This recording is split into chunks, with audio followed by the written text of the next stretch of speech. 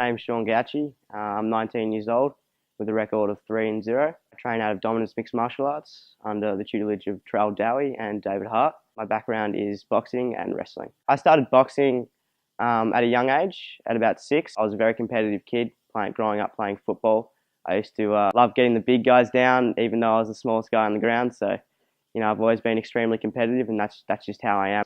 My training camp has been absolutely perfect. I haven't had any injuries at all, no problems, no little nagging injuries. About 5 weeks in at the moment and feeling great, feeling better than I've ever felt. My weight's perfect.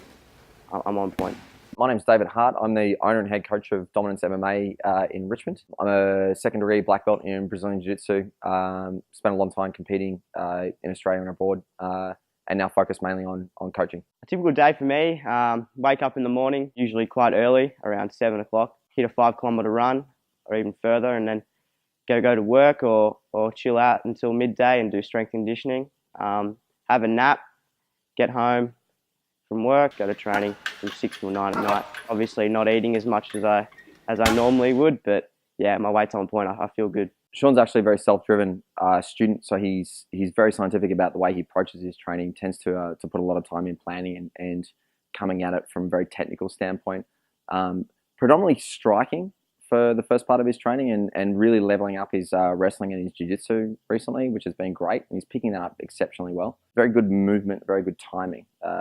Obviously being one of the smaller guys on the mat, he's had to learn how to use his speed, to use his timing, to use his balance. I'm fighting Aden Baron. I respect Aidan Baron as a fighter. A lot of people have been saying that, it's time for me to step up and I'm happy that I'm stepping up to fight one of the best in Australia and Southeast Asia. I think Aden is a very, very strong Muay Thai fighter.